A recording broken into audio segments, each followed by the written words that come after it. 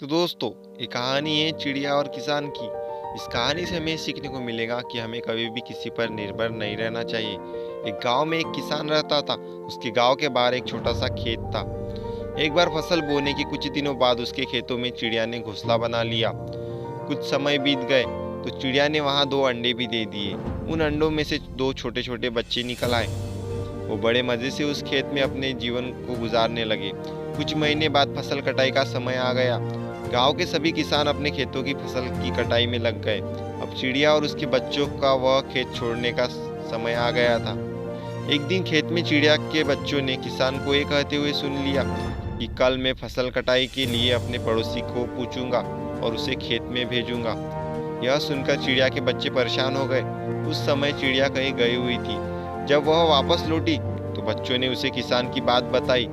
कहा, माँ, आज हमारा यहाँ अंतिम दिन है। रात में हमें दूसरे स्थान के लिए यहाँ से निकलना होगा। चिड़िया ने उत्तर दिया, इतने जल्दी नहीं बच्चों, मुझे नहीं लगता कि कल खेतों में फसल की कटाई होगी। चिड़िया की कही बात सही साबित हुई। दूसरे दिन किसान का पड़ोसी खेत में नहीं आया और फसल की कटाई ना हो सकी। शाम को किसान खेत में आया और खेत को जैसा का तैसा देखा। बुदबुदाने लगा कि ये पड़ोसी तो आया नहीं। ऐसे करता हुआ कल अपने किसी रिश्तेदार को भेज दूंगा।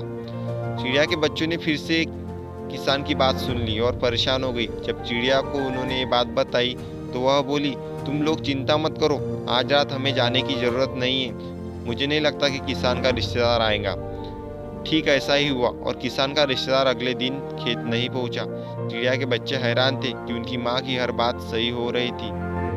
अगली शाम किसान जब खेत आया तो खेत की वही स्थिति देखकर बुदबुदाने लगा कि ये लोग तो कहने के बाद भी कटाई के लिए आते नहीं हैं। कल मैं खुद आकर फसल की कटाई शुरू कर दूंगा। चिड़िया के बच्चों ने किसान की ये बात सुन ली। अपनी माँ को जब उन्होंने ये बात बताई तो वह बोली, बच्चों, अब समय आ गया है एक खेत छोड़ने का। हम आज रात ही ये खेत छोड़कर दूसरी जगह चले जाएंगे। दोनों बच्चे हैरान थे कि इस बार ऐसा क्या है जो माँ खेत छोड़ने की तैयारी में है। तो चिड़िया बोली, बच्चों, पिछले 2 बार किसान कटाई के लिए दूसरे पर निर्भर था।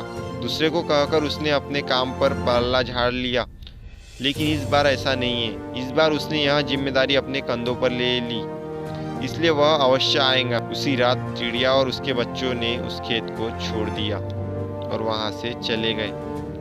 तो दोस्तों, हमें इस कहानी से यही सीखने को मिलता है, दूसरों की सहायता लेने में कोई बुराई नहीं है, किंतु यदि आप समय पर काम शुरू करना चाहते हैं और चाहते हैं कि वह समय पर पूरा हो जाए, तो उस काम की जिम्मेदारी आपको स्वयं लेनी होगी। दूसरे भी मदद उसी की करते हैं जो अपनी मदद खुद करता है।